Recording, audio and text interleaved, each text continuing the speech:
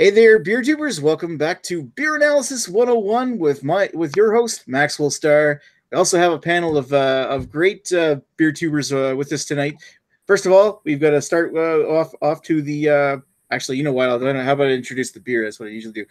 Tonight we're gonna do Wells Banana Bread Professional Beer brewed with bananas. Ooh, from the UK. Before we get into what the history of the beer is, introduce the panel now. Very professional. Redbeard, how you doing tonight, sir? Not bad. What be going down, people of the world? It be going. I hear you had to travel quite a distance to get this beer. Not super far, about a half an hour. A little small town outside North Bay, but not too bad. Man, I think you actually traveled further for it than I did. I'm committed, man. I'm committed. I'm down. Committed or should be committed? Anyway, moving right along. And I think this is the first time you've ever been on my version of Beer Analysis 101. But Matt, Massive Beer Reviews, thanks for dropping off and gracing us with your presence. How are you? How are you tonight? I'm pretty good, man. I was kind of toiling around my area. Stopped at my local bottle shop.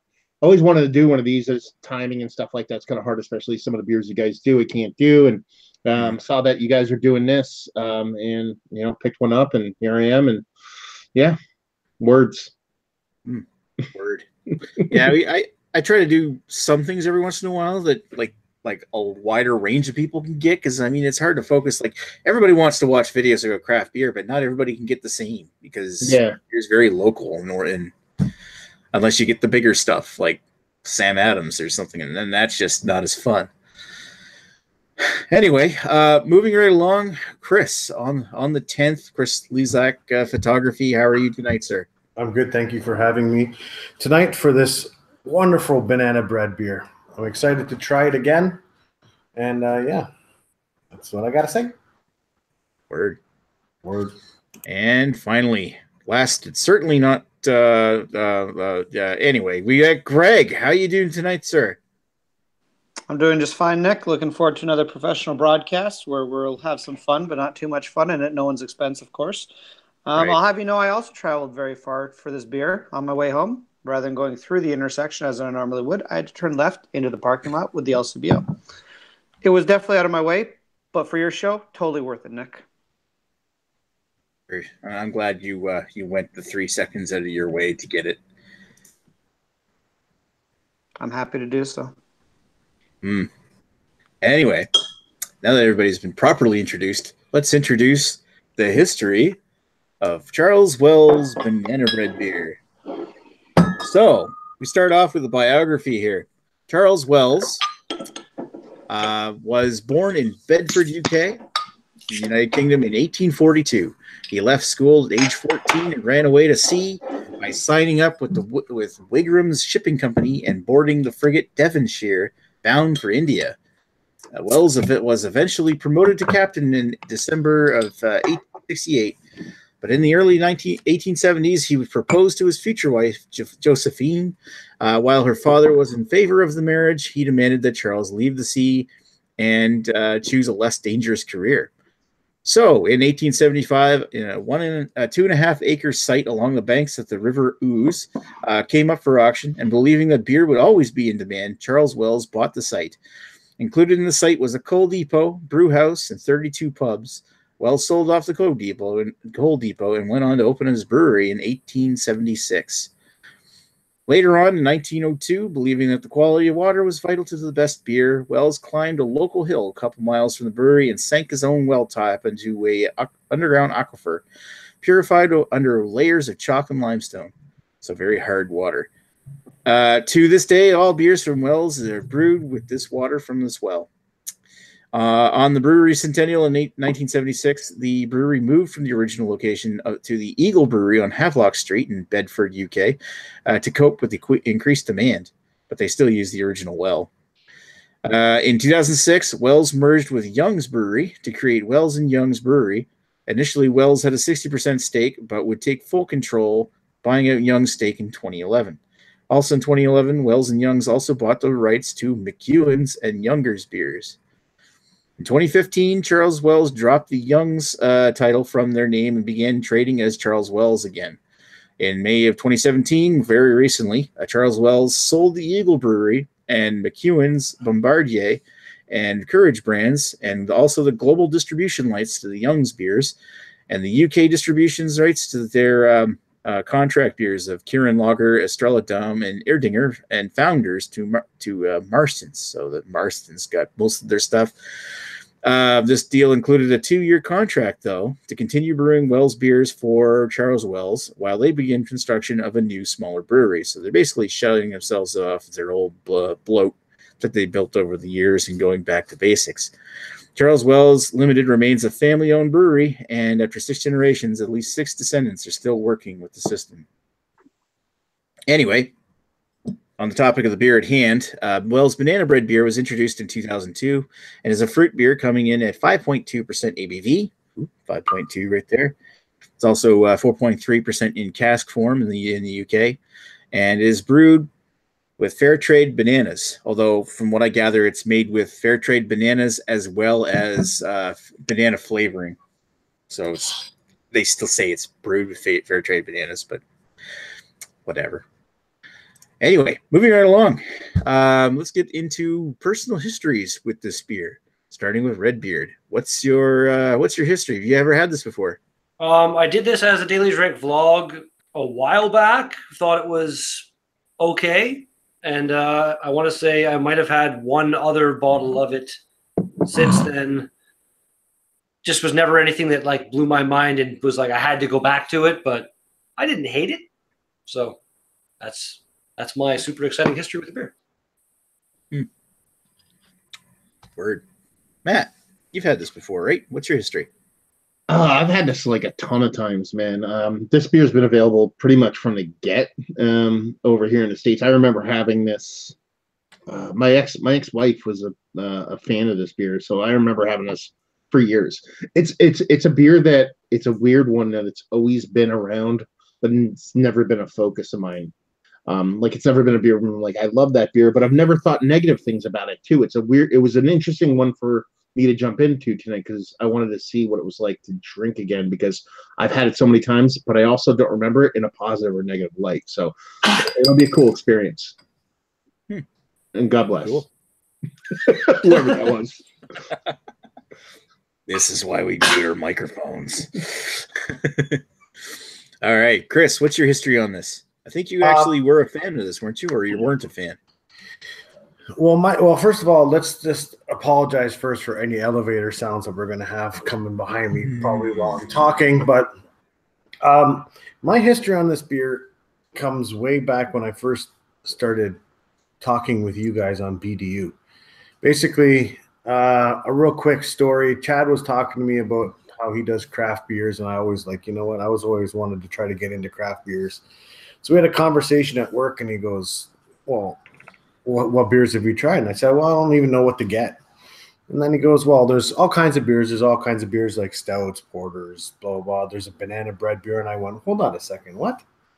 There's a banana bread flavored beer. He goes, yeah, it's not bad. And I said, okay. So then I went pretty much the next day. I went over to the LCBO. I found it, and I tried it, and it was all right. I didn't mind it at the time, and that's pretty much my history on that. And I've had it a couple more times after.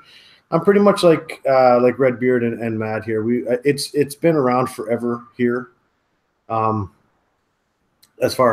me, for like the last 2 years since I've been really getting into beers and stuff like that more instead of, all the craft beer scenes and all that stuff. So I was like, you know what? I totally forgot what my train of thought was there. But anyway, I've had it a few times, and I'm glad we're doing this again. So then, because, palates change over time. So I'm really glad we got to do it this time. True enough. And to keep the train of thought moving, Greg, what's your history? You ever put a train on this beer before? Well, here's the thing. I thought I had, and I still think I have. However, when I checked the source, Untapped, which is the encyclopedia, it tells me everything, and it's always right. It says I've never had it before. I've never checked it in. Wow. So it's possible I've confused it with another beer. but I still think it's possible I've had it. I just didn't check it in. I totally forgot to check it in too. That's what I was just going to say too. Sorry, Greg, to cut you off. You're a monster, Chris. An absolute monster. Derailed. So anyway, I don't know. I sort of remember the beer, at least I remember having that I think was this. I remember not particularly liking. I didn't remember hating it. I just didn't particularly like it. So we'll see if this one's better. All right, man. My history is I remember this beer. We didn't always get this beer here in New Brunswick. I think we started getting it more and more when the Wells increased production after 2011.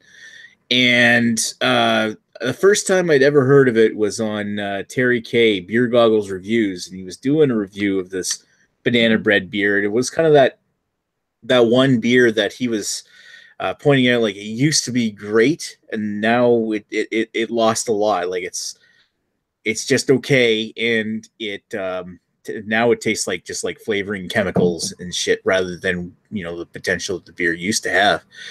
And I remember it being kind of like a butt of jokes. I didn't really have a positive outlook on this beer at first when I first tried it, and I finally showed up here in New Brunswick in spring of 2012. And I reviewed it on my channel back in May 2012. And I remember that when I poured it out, it smelled amazing. Like, I love the aroma. And I'm actually getting that now, where it smells like a nice banana, like a little banana bread. It doesn't lie. That's what it smells like. And then when you taste it, it's a letdown. So I really wasn't impressed with it. In fact, I think during my review, I shit on it. I also didn't fail it. But yeah, my overall thought was that I thought it's something that had potential, and when I first had it, but it was just, as soon as you take a swig of it, it's just like, I wish I had more. I wish somebody would actually make a beer like this rather than outside of Wells. But I digress. Anyway, we completely forgot about going to the comments, but we only have 2 comments there. Which is from Raining on Your Parade. Who we have reading comments tonight? Redbeard, did you want to do those? Sure, man. So yeah, like you just said, Raining on Parade, only one that said he got a can of it. 6-pack was $11.25. Had to pay $3 for a single. And Nick scored a lot of points with him on the Sam Adams Oktoberfest 101. Also, he was feeling all alone and had to pick up on the wet cardboard as well, even though he gave it a good score. Let's hope this beer is not a drain pour and he will not have to unleash his vengeance. I'm totally a vengeful person. Speaking of which, like, what did everybody pay for this beer anyway? I'm trying to remember what it was I paid. I think it was like close to $5 for it now here. What did you guys pay in Ontario? I honestly don't remember. I want to say it wasn't anything more than $4. I'll look it up. I have no idea what I paid for it. It's $4.10 here, $4.10 here, which I suppose works out to about $3 American. $3.70 for us. Oh, there you go. Cheap. Fuck. What about you, Matt? Matt, what'd you pay for yours? I don't know. Even though I just picked it up, I went to the local place and I had 2 draft beers and I picked up another bottle with this, and my tab was quite low. It actually, let's put it this way. It has to be less than $10 a 6-pack, because this was actually pulled from the Mix of 6 section. I only bought a single, but it's available in the local Mix of 6 sections by me. So it's not something that's like at a high premium. So, I mean, divide 6 by 12. There you go. Math. $2. So it probably would have been $3.50 probably as a single, as the premium for paying for a single, maybe $3. I'm almost curious to see what it like. If for $2, I'd be trying it just to see what it's like out of the can. But yeah, and I have other thoughts about where this beer sits, and we'll get to that when we kind of get a little deeper on it. Yeah, we might as well get into our thoughts now. So, thoughts and ratings. Redbeard, let's start with you. I want to say I looked back at the it was Daily Drink number 96 when I originally had this, and apparently I loved it. I was all over this. That was like before my palate knew what it was doing, I guess. Vanilla porter days, huh? Yeah. But just like you said, the aroma of it is it's like banana bread. It really is. But then the flavor of it is really, it's not bad, but it's really not something that is doing anything for me. You know, it's like, I'd probably, I guess for the style, I've never really seen this style anywhere besides here. So I'd have to give them at least like an 8 probably for the style, because I've never seen it before. It can probably be done better. I could probably, you know, somebody else could probably do a better example of the style, I'd say, without trying very hard. But myself, overall out of 10, I'd give this probably like a 7-ish. Not bad, just not anything great at all. Right on. Matt, what's your thoughts? Let's go into your details about your can, you were going to say. No, I mean, no, not necessarily details about a can, just how the beer sits. As far as like in the States, this has always been like a fringe beer for like a lot of people around here. Like if you're not into beer, oh, try this beer. This is typically where this beer's always landed out here. But as far as what I think about it, it's not offensive by any means. Do you know what I mean? It's not an offensive beer, but at the same time, I love the banana flavor in beer, but that's typically when you're talking about like a German Hef or something like that, when you get that kind of banana phenolic, which is pretty freaking awesome. Mm-hmm. But it tastes like the beer is separate from the banana. It's like the banana is a flavor and the beer's a very small flavor, and they're not cohesive at all for me. So it's watery. It's not really all that impactful in the beer end of things, and the bananas, well, kind of not super synthetic, is also kind of not, it's not coming from the yeast side of things. It just doesn't work for me all that much. If I was going to give it a rating as far as style, if you're going to rate it as a fruit beer, I'd give it like a 4. And if I was going to rate it as far as just pure enjoyment, I'd probably give it similar, 4 or 5. No, I get what you're saying. Which one, Matt? 4 or 5, or do you want me to go 4.5 on that one? Yeah, 4.5 on a scale of 1,000. No, just 4.5. Got it. All right, Chris. What's your modern, after 2 years of being into the craft beer, thoughts? After 6 months, was it 3 months of drinking IPAs, number 5's thoughts? Yeah, no, this is all on the nose on this one. This is not on the palate. This is on the nose. This one smells fantastic.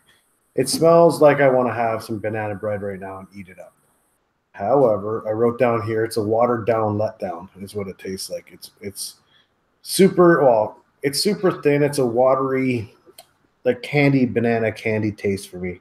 A little bit of bitterness probably from the beer part of the thing, but other than that, it's kind of a letdown for me. It's not as good now as I liked it in the past, I guess, because obviously my palate's changed a bit. So for style, I'm going to have to give it a 7. I mean, there's probably going to be other ways of making this even better. And you know what? Maybe if they actually got rid of the artificial banana flavoring and added just more bananas, it might actually be a little bit better. And for my overall rating on this one, I give it a 6.5 generously, as my elevator goes behind me. I don't know if you guys heard that. Everybody heard that. Yeah, 6.5 is my generous overall on that one. Yeah. Nice. And Greg, what are you thinking? Sorry to leave you for the last. What do I think? Well, I basically agree with everyone. It's the smell is pretty good. If I was rating this just on smell, it would definitely be getting a higher rating. The beer itself, I think Matt pretty much hit the nail on the head with the words saying it's not cohesive. You kind of get a little bit of banana, a lot of water, a little bit more banana. To me, it sort of tastes like those dried bananas, like you can pick up at the bulk barn or whatever. Like dehydrated banana chips. Exactly. Yeah, it's almost like you just took a standard ale and just tossed a bunch of those in, maybe like leftover overnight, and that's almost what I imagine would create. So I mean, if I'm rating on fruit beer, I mean that's a really wide category. Like if I was rating it on fruit beer overall, it's probably a 3 out of 10. It's not very good. It's not very good at all. Frankly, even if I were to rate this against other banana tasting beers, because I'm not sure if I ever had another specific banana beer, but stuff like a good German Hef or something, like this doesn't even compare, not even close. Mm-hmm. And it would probably get even worse score if I compared it to those. But yeah, I'd say 3 for the style as a fruit beer. My overall enjoyment, I'm going to give it a 6. There's nothing wrong with it. It's enjoyable. If somebody handed one to me, I'd happily drink it. But unless we end up doing another analysis of this one day in the future, I don't imagine I'm ever going to buy it again. It's just not worth buying, especially at 370. At 370 a bottle, I can get a lot of other stuff that's much better. So, yeah, 3 style, 6 overall enjoyment. Meh. No, totally agree. Well, except for the ratings part, of course. I got to say one thing is that we've been completely and totally upstaged by Matt, who completely nailed it on the head when he gave his very accurate and detailed description. And I totally see it, and I agree with it that it's this beer, like the aroma that you get off of this beer is totally disconnected from the flavor that you get when you drink it. It's yeah, it is like what Greg said. It's kind of like that dehydrated banana, the chips that kind of banana kind of smell off the top. Maybe it's almost like a fake banana, like banana marshmallows, you know, those banana marshmallow candies. In the smell, along with like bits of like nutmeg or something. I mean, it really does smell like banana bread, except for maybe a little candy, a little sweetish. But when you take a sip of it, it's damn near soda water. You get like light banana taste and very lackluster backbone. I mean, as a gateway beer, as a fringe beer, it's not bad. I mean, it's a good introduction to craft beer, I guess, but it's just when I look at this and I take in mind the smell that I get off the top of this thing, and then I go into taking a sip of this beer, and I'm like, bring back that smell. I want to taste what this smells like. And this is just a complete letdown when you take a swig of it. And I'm not even going to get into probably my old review. Like 6 years ago, I started blathering on about chemicals and some shit. But in this one, it's not necessarily that I get chemicals. I just get weak. It's just this beer has so much promise, and I love the concept of a beer that tastes like banana bread more than I thought I ever would. But when I get this, it's like I want somebody else to make this beer because I want to taste what a real one tastes like. Overall, I don't mind this. If I were to rate it as a fruit beer, it's not horrible. But I mean, I've had way better fruit beers. I'm going to give it a 6 out of the style, and I'm also going to double up on that and give it a 6 out of overall because you know what, it's drinkable. I'm not sure if I'd ever, go out and drink it again. I don't hate it, but I just think that the biggest letdown about this beer is the fact that it had so much potential, especially when you take a sniff of it and you realize, like, that's what this could taste like. If it tasted the way it smelled, this would be amazing. It doesn't. It doesn't taste anywhere near what it smells. And there you have it. Yeah. Yeah. Everybody went quiet. It's a weird beer. It's a weird beer, and the brewery makes one of my favorite beers of all time. That's the funniest part. So they have the chops to make beer. They make Courage Russian Imperial Stout, which I love. Oh. Okay. So that's it can be done. Now the Greg was awesome because that banana, the dehydrated thing, I was thinking about, and he's the one who said it, and it. I wonder if that's what they actually use, because you know how like you have to use like PB2 or dehydrated peanut butter in a beer. You can't actually put peanut butter in a beer because it oils. I wonder if there's something in a banana where you can't actually put a banana in a beer. You have to use the dehydrated portion of it. I don't know, but it definitely tastes like that. Oh, it doesn't mention anything like that on the. It just says bananas and banana flavor on the label. It does mention it's the last ingredients though. Under water, malt, barley, sugar, maize, yeast, hops. That's scary if it's yeast is listed above hops and bananas. Oh yeah, I didn't even realize there was corn. It tastes more like yeast. I mean, one thing I will give this beer is that it has corn in it, and I typically can taste corn in beers, and I don't taste it in this beer, so that's good. And while I'm thinking of it, I just want to go into a little bit of detail about this, that maybe we're seeing the last of these right now, because right now Charles Wells, they sold like all of their extra brands like Courage and Youngers and Youngs everything has been sold off to Marston's except for the Charles Wells products. And you go to Charles Wells' website, they don't even mention the banana bread on there anymore. And I'm just thinking, like, they're kind of pushing that dry hop lager that they've got, and they've got some kind of IPA as well. That's the only two beers that they mentioned on the site. So I'm wondering, when they open this new brewery, is banana bread beer going to disappear afterwards? I mean, it is one of their more popular beers, I guess. It has to be their most popular beer. Has to be. I definitely like it better than maybe they're just going to redo it and rename it. Maybe they'll fix it. I mean, McEwen's, I've drank my fair share of McEwen's. That's part of the line too. But besides Courage, I mean, this is by far and away the most widely reaching brand product that they have. So I could see them rebranding it, putting it under a different umbrella, trying to distance themselves from it, especially if they're trying to do double dry hop this, that, and the other thing, trying to catch that wave so that people don't know that they're associated with this. But I can't see them dropping. This has to make money. I mean, not to get sexist or anything, but I know people who don't like beer, mostly women who aren't into beer, love this beer. It's sexist.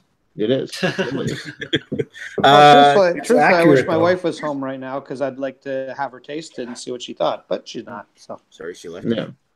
No, I'm kind of no. I know she won't. You'd have done it by now.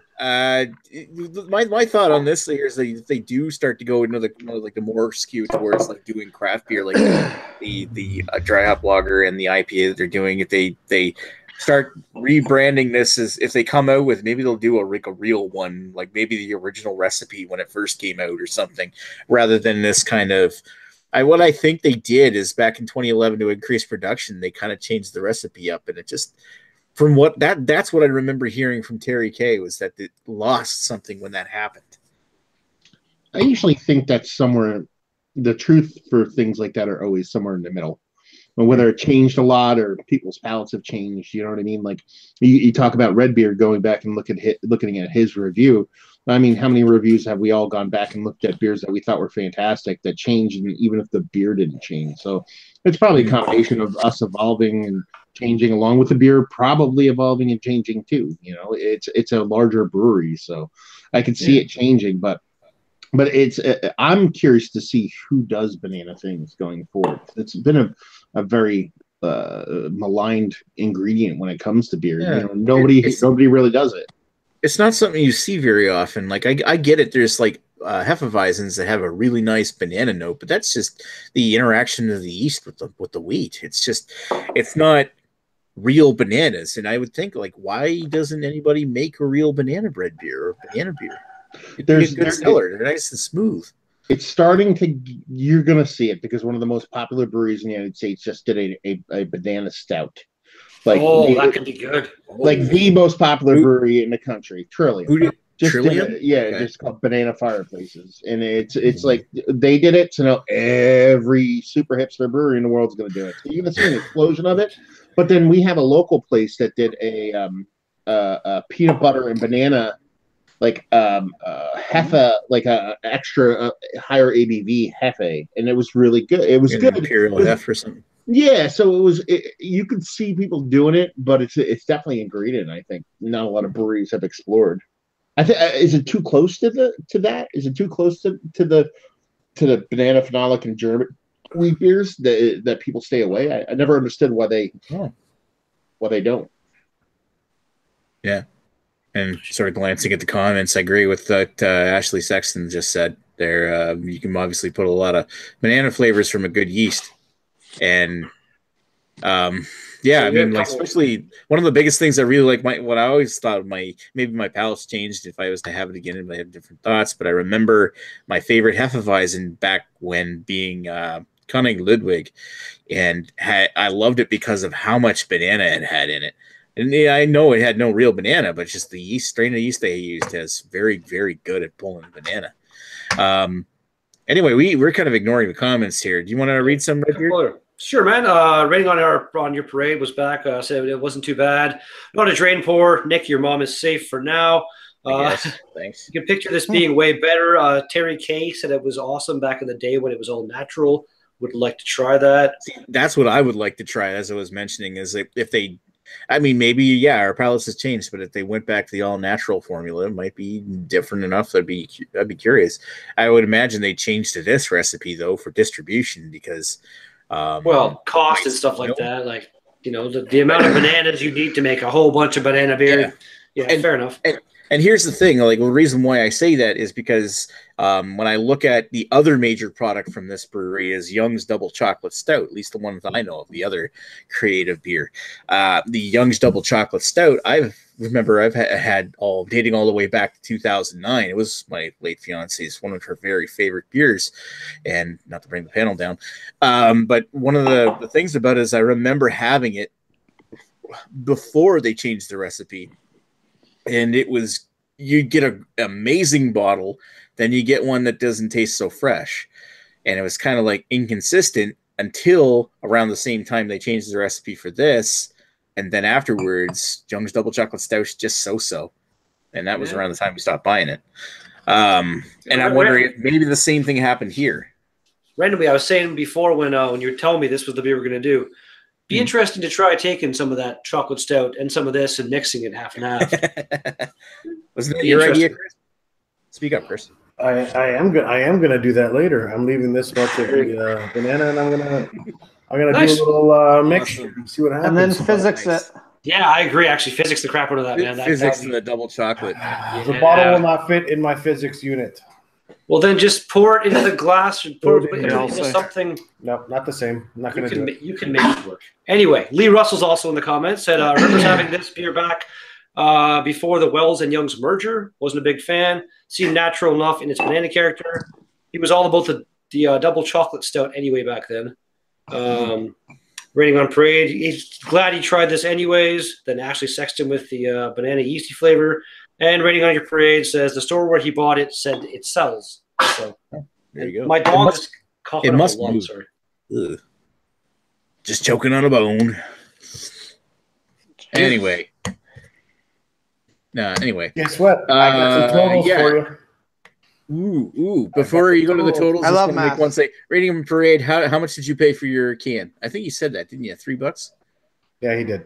Yeah, he paid $3 for a single. Very first comment. I take that comment back. All right, go ahead, Chris. All right. Our style total and average that we've got was a 5.6 out of 10. And our overall, you settled down, Kat. Okay, seriously. And my overall was 6 out of 10 was the overall for all of us. So she's a fail. She is a fail. Middle of the road. She's a fail in style, but she's a barely pass in overall. 3 out of 5. Right on. And what, Mar? What did you say, Greg? Meh.